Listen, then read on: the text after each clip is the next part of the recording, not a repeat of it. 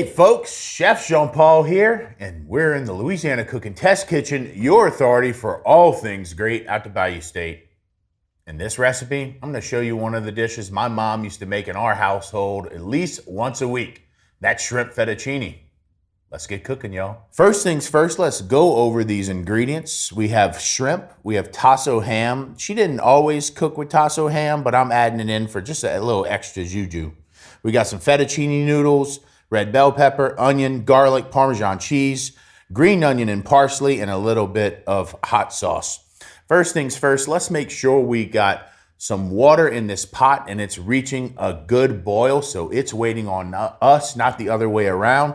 I'm gonna go ahead and add a little salt, actually a lot of salt to this, because you want your water seasoned like the sea, like the ocean. So I'm adding a good handful of salt there before we even get started.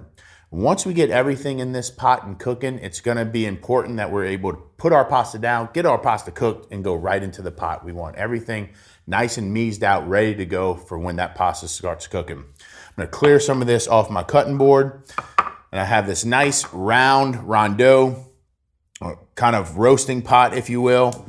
I'm gonna turn that fire on high and add 1 stick of butter to the bottom of the pot. I'm gonna let that melt just a little bit before I move on to my next step. Now the trick to this is, we're gonna leave our shrimp out to the very end because we don't want those to overcook. There's gonna be no cream or no milk like you might see in other fettuccine recipes.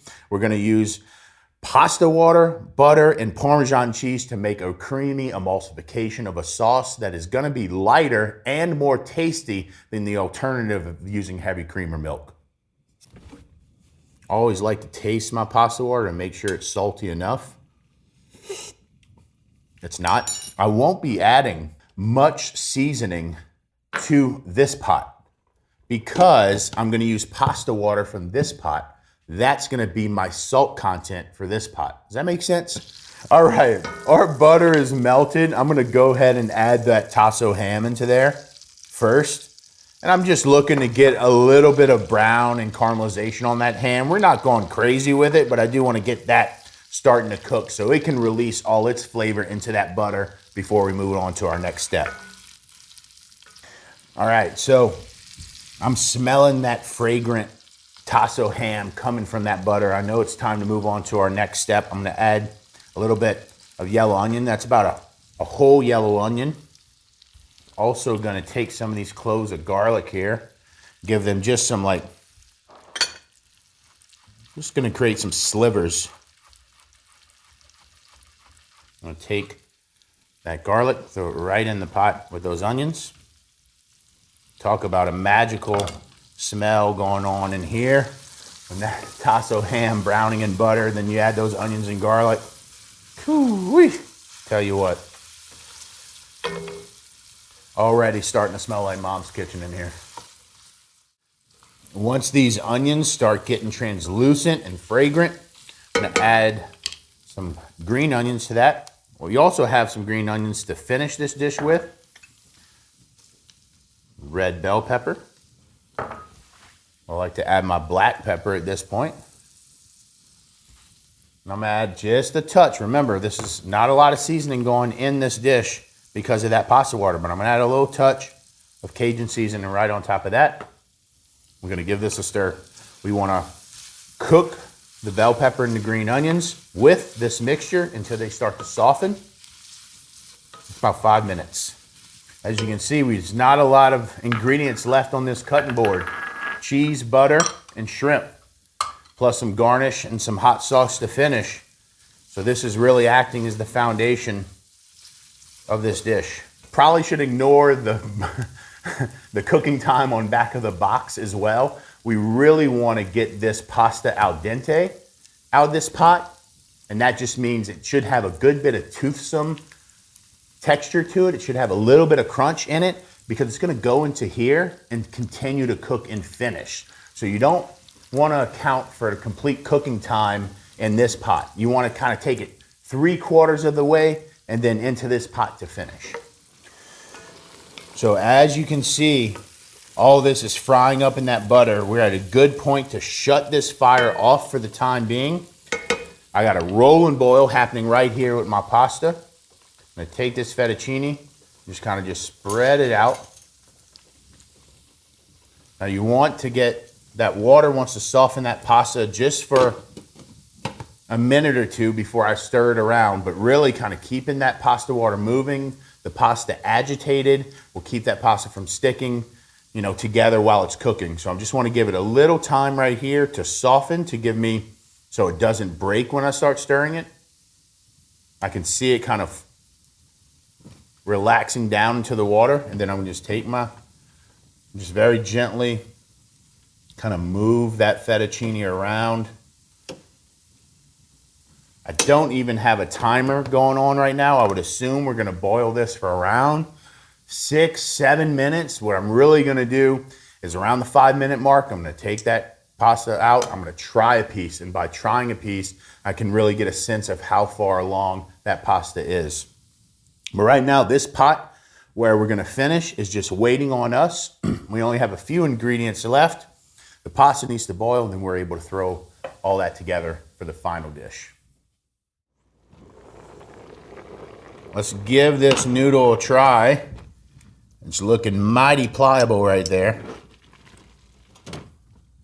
Let's see. Come on. Where you at? Where you at? And still got a little bit of bite to it. That's where I want it. I'm gonna shut that fire off. Let's move this over to the side. I'm gonna kick this fire back on in my main pot on high.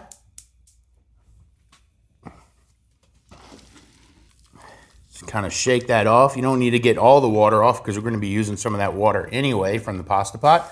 It's gonna go right into the pot, pulling that off. And then with a ladle, I at least want a cup of pasta water. Now the reason why I'm using pasta water, of course, you already know because it's seasoned, but also this pasta water has starches in it. Add another ladle full and keep that around. I'm not gonna throw it out yet. Those starches are gonna help bring this sauce together.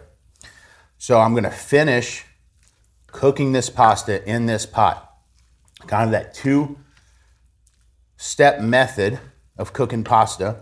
It needs more pasta water. You can kind of see, you want to be able to see that water in the bottom of the pot, and for it to kind of, there we go, now we're getting there. And as that water begins to boil and continues to boil, it's going to continue pulling starches out of that pasta and creating a viscosity to the sauce that is reminiscent of a creamy kind of Alfredo style sauce, of course, once we put the cheese in there. I like to add a little bit of butter at this point because as it starts to boil, that butter is going to emulsify into this pasta water. I like this pot because it has a big surface area. It's wide, and that allows a rapid kind of bubble, a rapid boil for your pasta.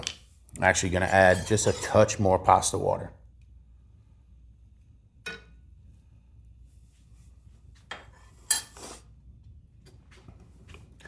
For those folks who are dumping pasta into a colander, right, and then just letting that pasta water go down the drain, I implore you, save some pasta water, because even if you're doing that, you can take a measuring cup, dump it into that water, put it aside, then pour all that pasta water out into the colander, and then you still have some pasta water to use from that measuring cup for this dish. So I'm seeing this sauce really come together here. Remember, we have a whole bunch of cheese that's gonna bind this as well. Don't forget about your shrimp. This is a good time to put it in, as it's gonna need a few minutes to cook within it.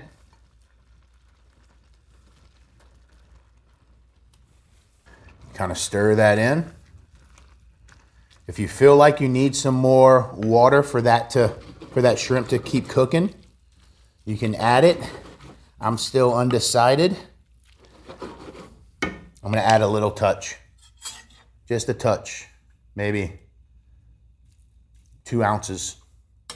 You may wanna add less pasta water or more pasta water or just a little more knob of butter, like I'm gonna do it right there. That shrimp's about 75% there. You can see I've gotten a good little creaminess there. And again, as that pasta water is leaching out starches, it's soaking up liquid, I'm gonna add a little bit more pasta water.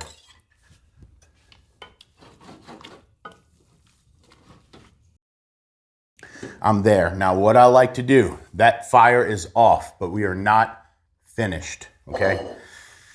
Some of y'all may want to try this. Some of y'all may want no part of this. This is the best way that I know how to do this next step. I take, my fire's off. I have a hot bowl of pasta right there. Now what I'm going to do, I'm going to just load the top up with cheese. This is Parmesan cheese. You can use Pecorino Romano. Having a little sharpness, acidity might not be a bad thing. Again, if you don't want to do the way I'm about to do it, you can use tongs, but I find that if you can pull this off,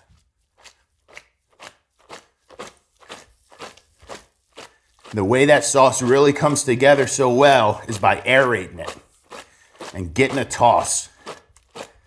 And you can see how creamy that is right there, right?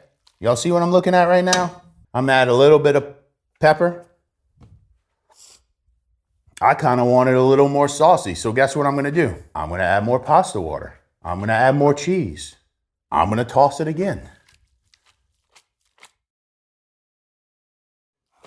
The more you toss it, the more you aerate it, and the more you aggravate those starches and melt that cheese into there, you get this beautiful, creamy, light, gentle texture. I'm not tasting it as a finished thing yet. I'm tasting it for seasoning. Oh my goodness. A little more black pepper. That is so good. Jeez. I'm going to add some more green onions.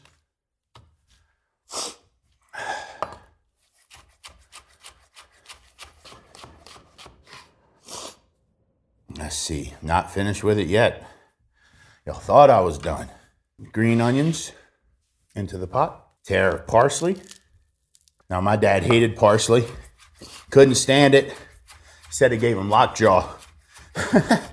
So it never went into any of the dishes that I had growing up. But a nice little handful of flat leaf parsley, just good, vibrant herbaceousness to any dish. This is one of them. It really adds to flat leaf parsley. Lastly, who cares about the seeds? If you got a lemon juicer, go ahead and use it. I'm going straight up. You know what I'm about to do.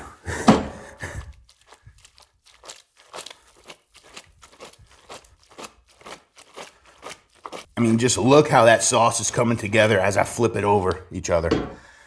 From there, you're about ready to go. What you can do, you can serve it out of this pot, or you can go into kind of a family style bowl like I'm gonna do. And then even get a good shaving of fresh cheese right on top. That's right, boys. All right. Did I make a mess or what? Let's try it out. That'll be time to clean the kitchen later. Let's see what it's got.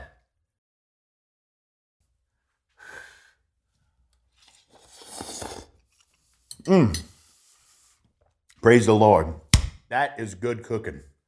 Y'all, I gotta go. My name's Chef Jean Paul, and I am out.